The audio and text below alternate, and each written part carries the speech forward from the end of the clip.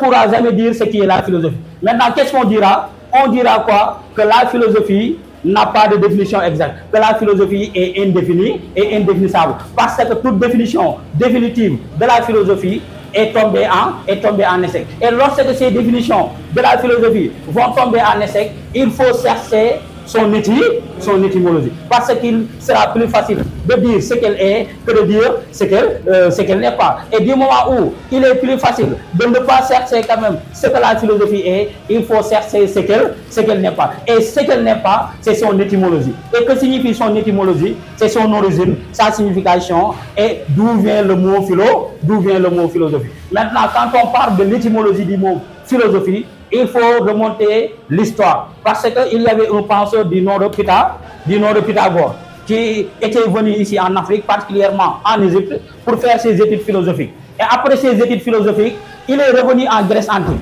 Et lorsqu'il est revenu, on l'appelait Pythagore, le sage et de retour. Mais comme que lui, Pythagore, il est conscient de son ignorance, comme que Pythagore, il sait que le philosophe, même s'il sait, il doit refuser de savoir, Pythagore dira que, au lieu de m'appeler Pythagore, le sage, appelez-moi Pythagore, l'amoureux de la sagesse, c'est-à-dire Pythagore, celui qui aime le savoir, qui aime la connaissance, qui aime la sagesse et qui n'a pas la sagesse et qui doit chercher la sagesse. Et en cherchant la sagesse, il n'aura jamais la sagesse et pourtant, il va continuer à rechercher la sagesse. Cause pour laquelle, de son étymologie, de son origine et de par sa signification, la philosophie désigne l'amour de la sagesse.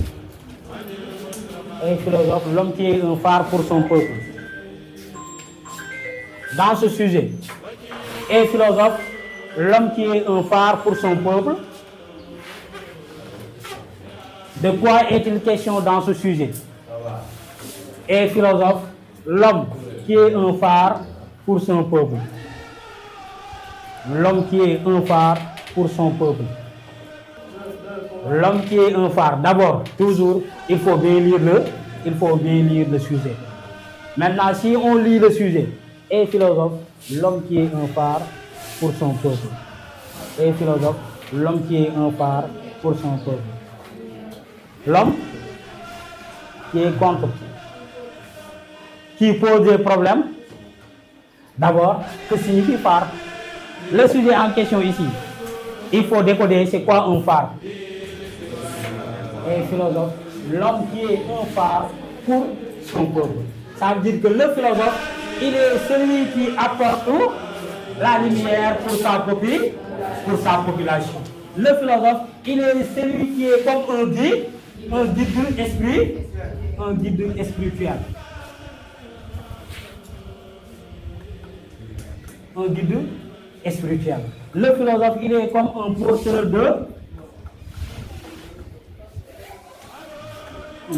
de message. Un déviant positif. C'est comme les Nelson Mandela et les Thomas Sankara. Ça veut dire que des génies d'exception qui sont capables de permettre à l'humanité de ne pas sombrer dans le chaos. Maintenant, lorsque le philosophe s'agit un phare pour son peuple, on sous-entend quoi? Le sujet en question, c'est à quoi sert à philosopher. Philosopher sert à permettre à la population, sert à permettre au peuple de ne pas subir l'injustice ou bien de ne pas subir des dangers matériels. Raison pour laquelle il est un porteur de message, il est un guide, mais il est une lumière qui va se répercuter dans la population, qui va se répercuter dans le peuple. Donc ici, qu'est-ce qu'on doit montrer? On doit montrer que un philosophe, c'est l'homme qui est un phare pour son peuple. Maintenant, si le philosophe est un phare pour son peuple, on doit parler de quoi? On doit parler du but ou de l'importance de la philosophie, Maintenant, si on parle du but de la philosophie, c'est parce que le philosophe, il permet à la population d'échapper à quoi? D'échapper aux pièges du monde. D'échapper aux pièges mondains ou bien aux pièges du monde. Cela va soi. Aux pièges aux pièces du monde. Maintenant, s'il s'agit de montrer que le philosophe est celui qui permet à l'homme d'échapper aux pièces du monde, c'est parce qu'il joue un rôle important dans le peuple. Il joue un rôle important dans la société, un rôle important dans la population. Donc, il est un guide esprit, il est un guide spirituel. Et de ce fait, il faut amener des idées qui nous montrent réellement que la philosophie, elle est importante, qui nous montrent réellement le rôle d'un philosophe, c'est pas de changer le monde, mais c'est de changer la mentalité des hommes qui doivent changer le monde. Et cette idée a été illustrée pertinemment par Platon, à travers son allégorie, avec celui qui quitte le monde sensible pour voyager dans le monde intelligible. Et en allant dans le monde intelligible, il découvre la vérité, il découvre la réalité. Pourtant, il pouvait rester sur place. Mais il ne le fait pas. Pourquoi? Parce qu'il est philosophe. Et quand on est philosophe, on est un guide. Quand on est philosophe, on est celui qui doit apporter de la lumière dans l'obscurité. Quand on est un philosophe, on est celui qui doit clarifier, on est celui qui doit éclairer le monde. Et comme on est celui qui doit éclairer le monde, il ne reste pas sur place, mais il va faire un retour. Et en retournant dans le monde sensible, il fera quoi? Il va revenir pour informer, il va revenir pour moraliser, il va revenir pour sensibiliser, informer ses camarades, informer ses amis, en leur disant quoi? Ce que vous croyez comme la vérité, ce que vous croyez comme la réalité, dans ce monde, n'était que des mensonges et des illusions. Donc, si vous voulez savoir, si vous voulez connaître, il faut quitter ce monde pour accéder au monde intelligible, parce que là-bas, tout est vrai, tout est réel. Ainsi, il les a libérés de l'obscurité en apportant de la lumière. Donc, dans ce cas, un philosophe, c'est celui qui est un phare pour son peuple. C'est ce qui pousse à Herbert Marcuse de dire la philosophie ne change pas le monde, mais change la conscience des hommes qui vont changer. Herbert Marcuse. La philosophie ne transforme pas le monde parce qu'elle n'est pas pratique. Elle est comment alors? Elle est théorique. Maintenant, si elle est théorique, c'est une théorie qui cherche à conscientiser, à guider les hommes qui doivent changer le monde, comme les mathématiciens, comme les religieux et comme également les scientifiques, Donc, le rôle de la philosophie, c'est pas de changer le monde parce que philosophie n'est pas pratique. Mais elle est comment? Elle est une théorie, mais une théorie qui cherche à éduquer le monde. Une théorie qui cherche à indiquer le bon chemin. Une théorie qui cherche à moraliser, qui cherche à sensibiliser, qui cherche à donner la bonne information. Voilà le rôle de la philosophie. Maintenant, dans l'entité, toujours, pour montrer son contraire ou pour dépasser la thèse, il faut dire quoi? Le philosophe ne peut pas être un phare pour son peuple. Celui qui est un phare pour son peuple doit apporter des choses qui sont utilisables, il doit apporter des choses qui sont palpables, mais également doit permettre au monde de connaître une évolution, de connaître une progression. Mais les philosophes ne font que bavarder, les philosophes ne font que théoriser. C'est pour cela même le sens commun, il conçoit la philosophie comme une loi, le sens commun conçoit la philosophie comme un loisir. Ça même, c'est saboté.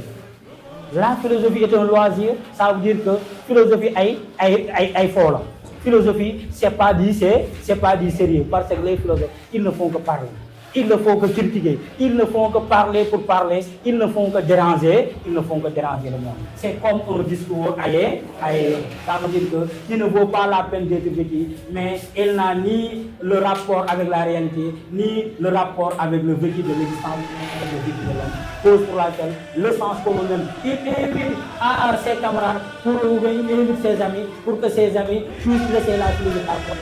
Parce que la philosophie empêche les gens de vivre leur religion. La philosophie empêche les gens de vivre normalement dans la société. Partant même de ce même constat, il y a également des philosophes qui critiquent la philosophie. On les appelle des matérialistes. Et qui sont ces matérialistes? Les trois maîtres disent à travers Karl Marx, Nietzsche et Karl Marx, Nietzsche et Karl Marx, Nietzsche et Freud. Oui. Ce qui pose problème, c'est que ces trois sont des philosophes. Mais ils critiquent, mais ils contestent le rôle de la philosophie. Et pourquoi ils contestent ou bien pourquoi ils critiquent la philosophie? Parce que eux, ce sont des matérialistes qui s'opposent à tout ce qui est des idées, alors que la philosophie est une idéologie. Raison pour laquelle ils ne pouvaient pas laisser la philosophie à porter. Quant à Karl Marx, lui, il considère la philosophie comme une entreprise intellectuelle tendant à mystifier une domination qu'une classe exerce sur une autre, c'est-à-dire une sorte d'illusion destinée à légitimer une position sociale. De la même façon que la bourgeoisie dominait les prolétaires, Karl Marx dira quoi? Les philosophes également veulent dominer le monde en théorisant le monde, mais en bavardant trop dans ce monde. Alors que ce qui importe dans ce monde, il dira, les philosophes n'ont fait qu'interpréter le monde. Ce qui importe, c'est de le transformer. L'essentiel, c'est pas de changer le monde, mais l'essentiel, c'est pas de théoriser le monde du moins, mais c'est de changer le monde comme l'ont fait les scientifiques, C'est pour cela même qu'ils critiquent la philosophie. De même que Karl Marx, Nietzsche s'inscrit dans la même conception pour critiquer la philosophie. Mais la philosophie, surtout de Socrate. Nietzsche voit dans la figure de Socrate un homme qui est impuissant. Pourquoi Socrate est impuissant selon Nietzsche? Nietzsche dit, un homme qui ne sait ni lire, un homme qui ne sait ni écrire, ne peut pas éveiller les consciences. Parce que Socrate, il parcourait les rues élémentaires pour se dire quoi? Il va éveiller les consciences. Nietzsche va dire quoi? Il est absurde que Socrate éveille les consciences parce qu'il ne sait ni lire ni écrire. Il dira que Socrate est fasciné par une vérité désintéressée, alors que l'essence de l'homme, c'est de s'intéresser, Et s'agissant de Freud, lui, il critique la philosophie parce que pour Freud, tout homme qui est philosophe est inconscient. La façon dont les philosophes critiquent, la façon dont les philosophes agissent, c'est une façon inconsciente parce que c'est l'inconscience qui détermine notre façon de penser, notre façon d'agir, notre façon de réagir. Alors que la façon dont nous pensons, la façon dont nous agissons, la façon dont nous réagissons, elle est une façon inconsciente. Donc il faut plutôt vivre que de penser, il faut plutôt vivre que de philosopher, parce que philosopher, c'est être inconscient. Mais selon Sigmund Freud, le père fondateur de la psychanalyse en 1920, au XXe siècle. Et dans cette partie, portant sur la vie sociale, nous allons faire les éléments essentiels. Ça veut dire les éléments qui sont fort probables de venir au bac. Alors, c'est ce qu'on appelle une synthèse de révision générale au bac. Maintenant, à travers la vie sociale, il y a 7 grandes leçons, que ce soit la nature et la culture, la liberté, l'état, le travail, le langage, conscient, inconscient, et individu et société. Maintenant, commençant la vie sociale, c'est d'abord savoir qu'est-ce que la vie sociale. La vie sociale, c'est la vie en société. La vie sociale, c'est comment nous devrons vivre dans la société. Quels sont les rapports que nous devons entretenir dans le milieu social. Raison pour laquelle même, il faut chercher d'où vient l'homme. Est-ce qu'il est un homme naturel ou bien est-ce qu'il est un homme culturel? De ce fait, il faut parler de nature et culture. Et pour parler de nature et culture, il faut d'abord savoir qu'est-ce que la nature, qu'est-ce que la culture. Et qu'est-ce que la nature? Qu'est-ce que la nature? La nature, c'est le milieu. La nature, ça veut dire dès sa naissance, l'homme trouve la nature sur place. C'est-à-dire le milieu physique non encore transformé par l'homme. Et quant à la culture,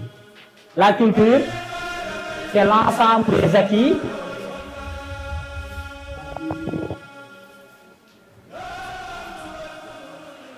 technique ou artificiel, ça veut dire quelque chose qu'on a ajouté dans la nature. Donc en résumé, la nature c'est l'ensemble des données innées,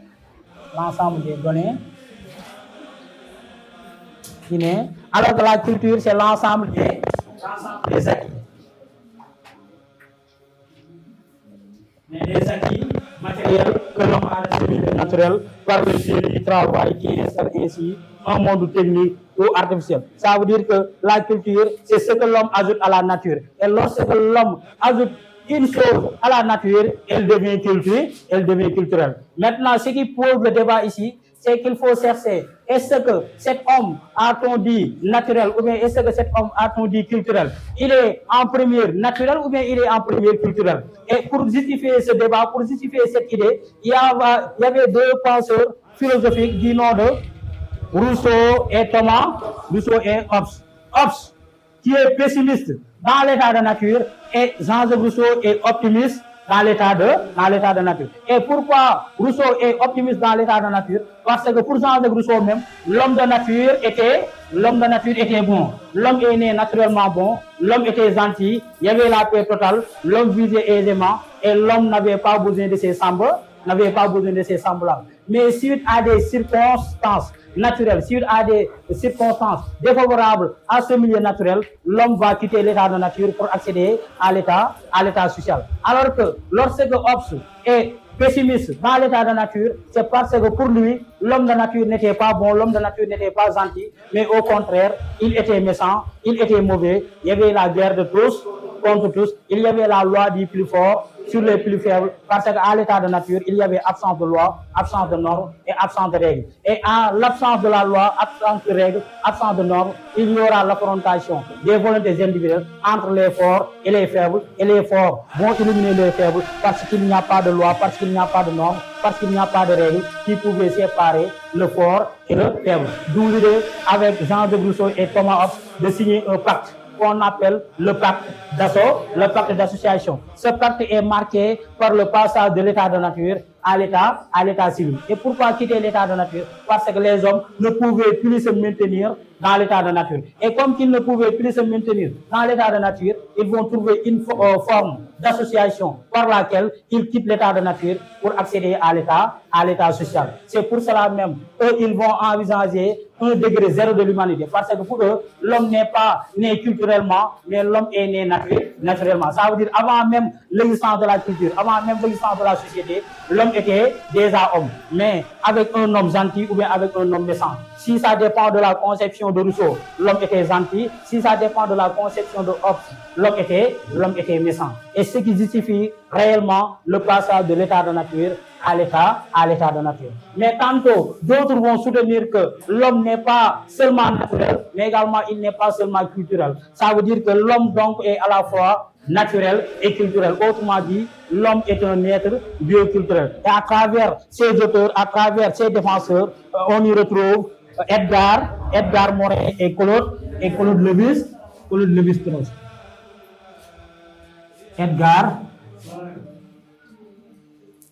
Edgar Morin. Maintenant, s'agissant d'Edgar Morin, lui, ce qu'il montre, il montre que l'homme n'est pas seulement naturel, mais également, il n'est pas seulement culturel.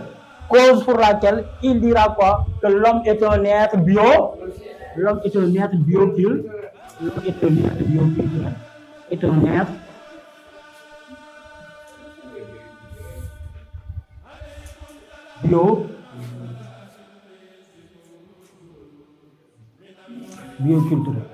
Et si l'homme est un être bioculturel, ça veut dire l'homme est à la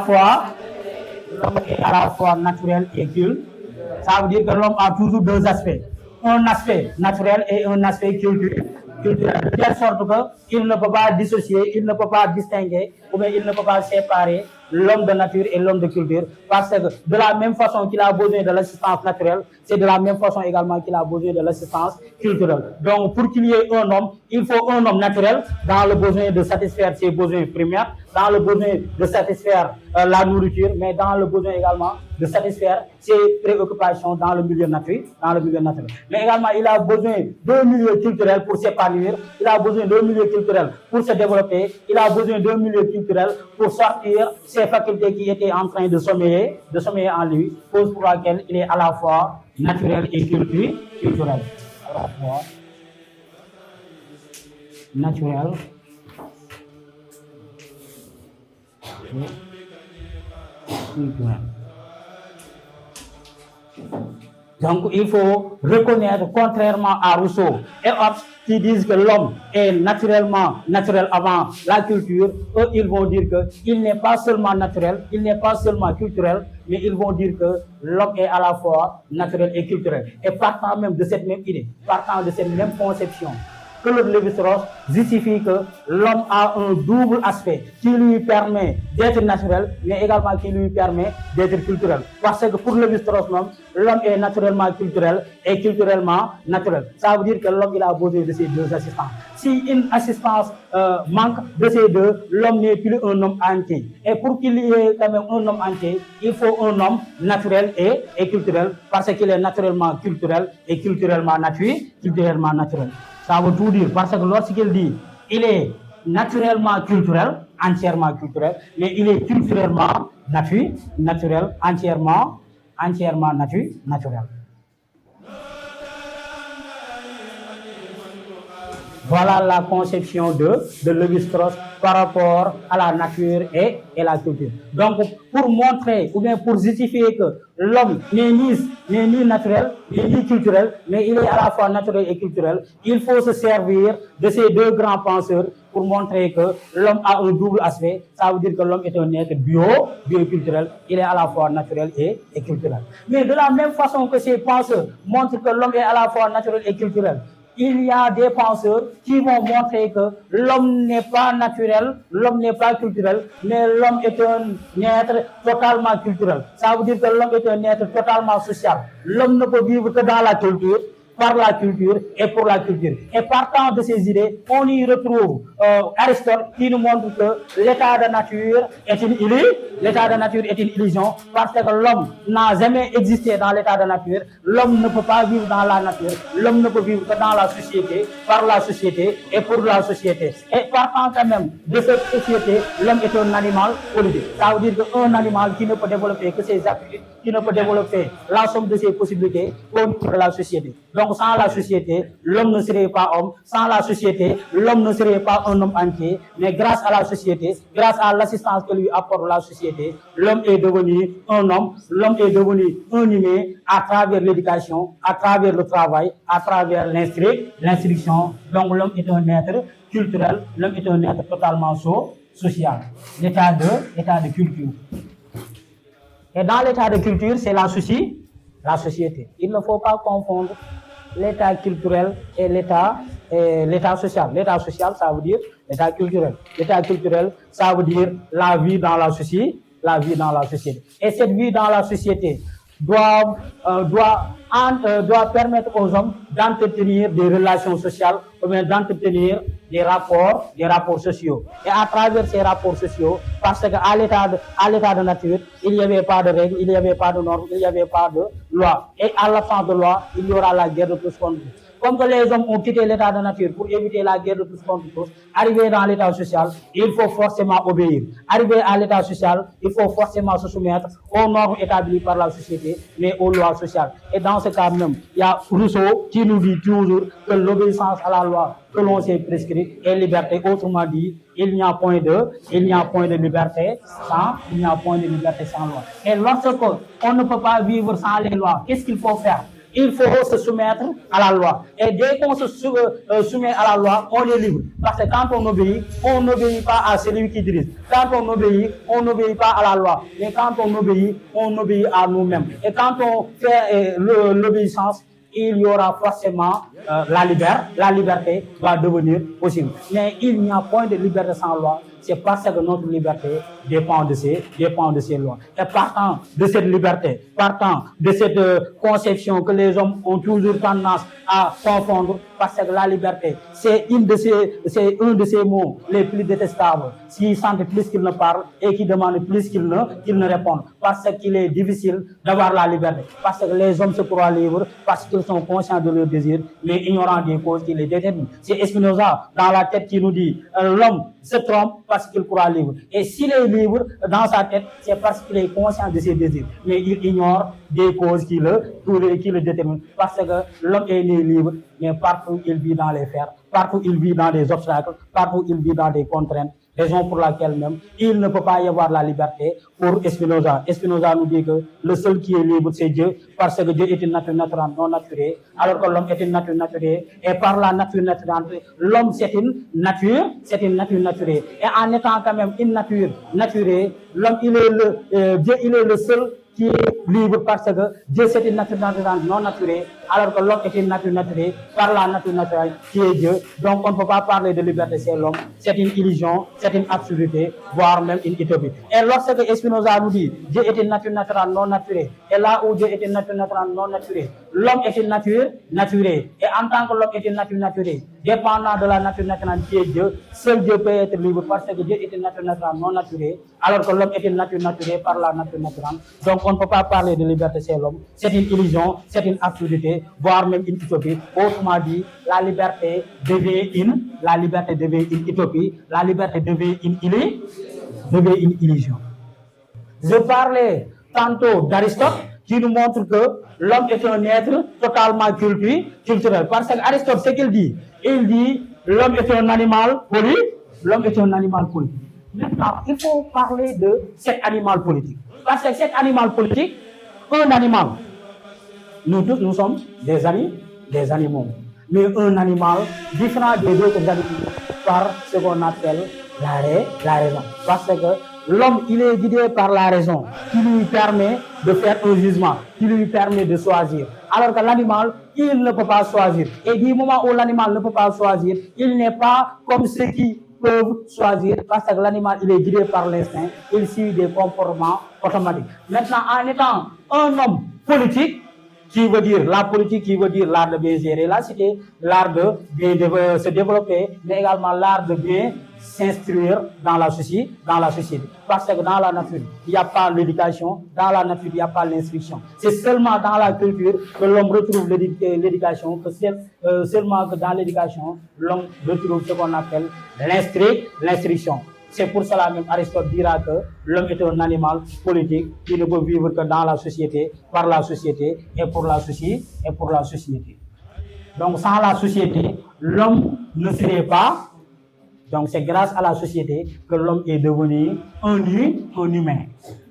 L'homme est un animal politique.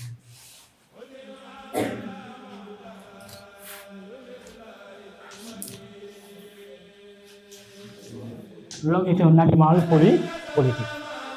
Un animal qui ne peut vivre que dans la société, par la société et pour la société. Parce que il critique quoi? Aristote et autres. Aristote et Lucien Malson. Aristote et Karl Marx. Aristote et Emmanuel Mounier. Ils critiquent l'état de nature. Et en critiquant l'état de nature, ils vont dire l'homme ne peut pas vivre dans la nature. L'homme ne peut pas vivre dans l'état de nature. L'homme ne peut vivre que dans la société, par la société et pour la société. C'est pour cela même l'exemple de Lucien Malson avec les enfants sauvages est un exemple pertinent, est une illustration pertinente à l'égard de la culture. Parce que lorsque Lucien Malson étudie plusieurs enfants sauvages, du nom de Victor de l'Aveyron qu'il va nous donner comme exemple, Victor de l'Aveyron était dans l'état de nature. Et lorsqu'il était dans l'état de nature, Victor de l'Aveyron,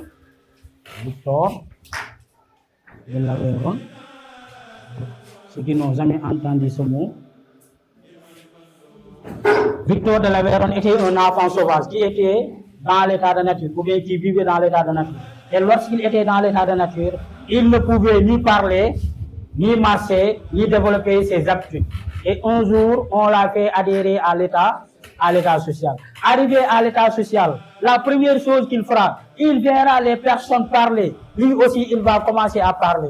Il verra les personnes développer leurs activités. Lui aussi, il commencera à développer ses activités. Il verra les personnes marcher. Lui aussi, il commencera à marcher. Raison pour laquelle Lucien Malson nous dit quoi? Que la vie n'est possible que dans la société. Sans la société, il n'y aurait pas de vie. Donc, grâce à la société, il y a une vie purement culturelle, mais il y a une vie purement humaine.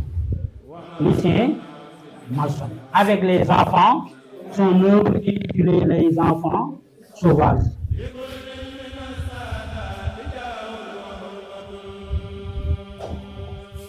Donc c'est ce qui va rendre possible la vie humaine dans l'état social ou bien dans la société. Maintenant, comme il y a la vie dans la société, les hommes doivent entretenir des rapports sociaux ou bien des relations sociales. Et pour que ces relations ou bien ces rapports soient possibles, il faut établir des normes, il faut établir des lois, il faut établir des règles. Sinon, il y aura toujours la guerre de tous contre tous. Il y aura toujours la loi du plus fort sur les plus faibles. Alors que entre le fort et le faible, seule la loi est ce qui libère. Et comme la loi est ce qui libère, il faut l'établissement des lois. Et s'il y a établissement des lois, il faut l'obéissance à la loi. Et s'il y a obéissance à la loi, nous attendons quoi? Nous attendons la liberté. Mais la liberté n'est pas facile à conquérir parce qu'elle est comme la philosophie. Elle est difficile même de contenir la liberté. Elle est difficile à canaliser la liberté parce qu'il y a plusieurs conceptions de liberté. La liberté des uns serait là où commence celle des autres, mais là où commence celle des autres, c'est là où s'arrête celle des uns.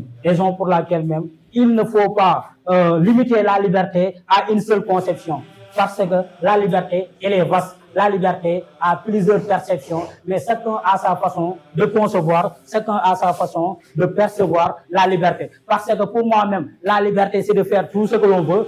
La liberté, c'est de dire tout ce que l'on pense, sans contrainte, sans obligation. Mais est-ce que dans cette vie sociale, il y aurait la possibilité d'avoir la liberté totale? Non, dans cette vie sociale, dans la société, la liberté totale n'existe pas. Parce qu'il y a des contraintes, il y a des déterminismes, il y a des pulsions qui s'opposent à notre volonté. Alors que pour avoir la liberté totale, il faut suivre ta propre volonté. Et suivre ta propre volonté, c'est ce qui nous pousse vers ce qu'on appelle la liberté comme le libre, la liberté comme le libre arbitre. Ça veut dire que l'homme aura plusieurs choix, l'homme aura plusieurs possibilités à choisir ou à ne pas choisir, à peser ou de sous-peser, à choisir entre le bien et le mal, ou bien choisir entre le vrai et le faux. Mais ça dépend de lui-même. Et si ça dépend de lui-même, c'est parce qu'il est apte, c'est parce qu'il est capable de faire un choix indépendant qui est de son propre œuvre. C'est pour cela même Jean-Paul Sartre nous dit que l'homme il est condamné à être libre. Et lorsqu'il est condamné à être libre, c'est parce qu'il est condamné à choisir pour donner sens à son exemple. Donc pour être libre, ça ne dépend de personne, mais ça dépend de nous-mêmes. Et quand on veut, on va choisir notre liberté.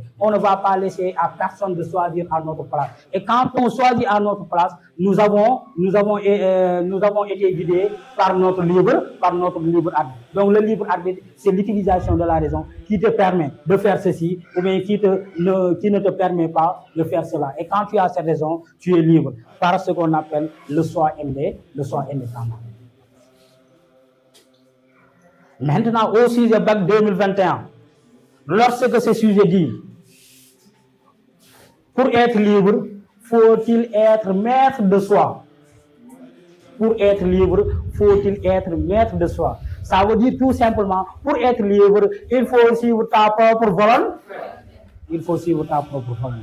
Et si on est libre parce qu'on a suivi notre propre volonté, ça ne peut pas être le déterminisme. Parce que le déterminisme, c'est quelque chose qui nous empêche d'avoir la liberté. Avec le déterminisme, on ne peut pas choisir. Le déterminisme rend impossible l'idée d'un choix. Avec le déterminisme, l'homme est confronté par des difficultés à choisir sa liberté. C'est pour cela même, s'il faut être libre, on est maître de soi, c'est parce que nous avons le libre arbitre. Nous sommes guidés par le libre arbitre qui nous permet de faire un choix indépendant. Donc dans la thèse ou bien dans la première partie, il s'agit de montrer que si on est libre, c'est parce qu'on a le libre, Maintenant, avec le déterminisme, avec ce qu'on appelle le fatalisme, il y a quelque chose qui s'oppose à notre volonté. Notre volonté, Descartes nous dit quoi? Que la volonté humaine est une évidence que nous rencontrons au fond de nous-mêmes. Parce que Descartes, même il est conscient que le seul qui est libre, ça veut dire le seul qui peut nous empêcher notre liberté, c'est Dieu. C'est pour cela qu'il dira quoi? Que Dieu est positivement indifférent. La vraie liberté, c'est celle qui nous permet de choisir. Mais qu'est-ce qu'il dira? De choisir le bien librement. Parce que parfois, nous voyons le bien, nous voyons le mal et nous choisissons le mal.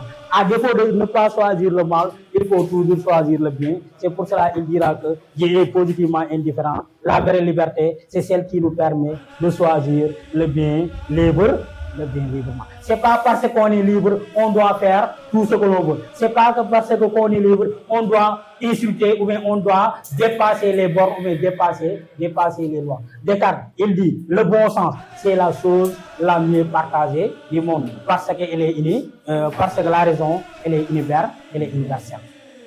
Et lorsque la raison est universelle, nous tous, nous savons identifier, nous savons choisir entre ce qui est juste et ce qui est injuste. Nous savons choisir entre le bien et le mal, nous savons choisir entre le vrai et le faux. Contrairement à un fou qui n'a pas la raison, qui n'a pas la tête, et lorsqu'il a même la tête, il ne peut pas sortir ses facultés qui lui permettront de choisir le bien.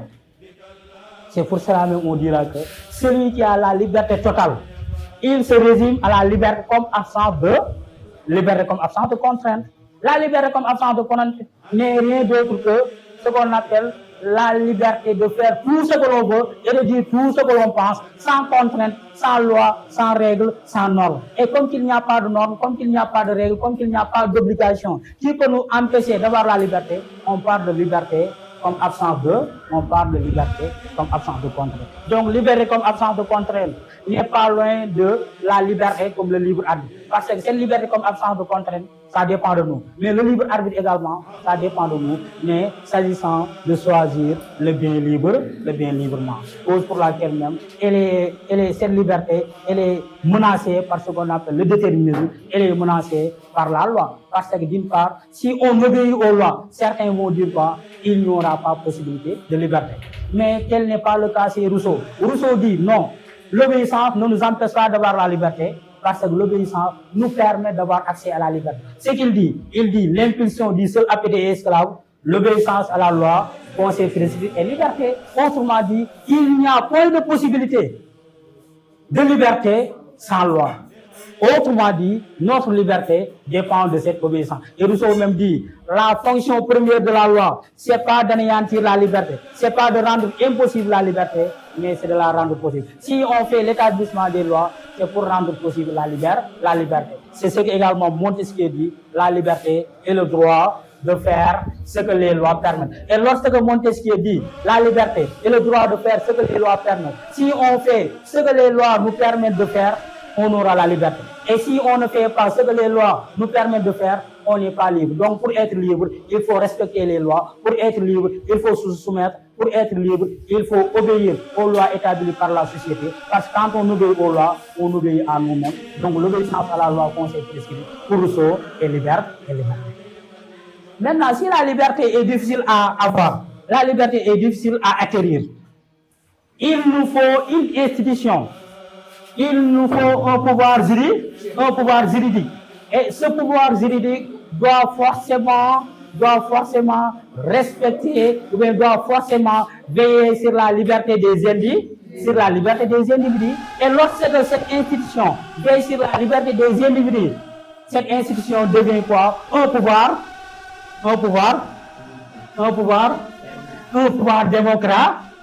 démocratique. Et dans un pouvoir démocratique, nous avons quel mot? Nous avons la démocratie.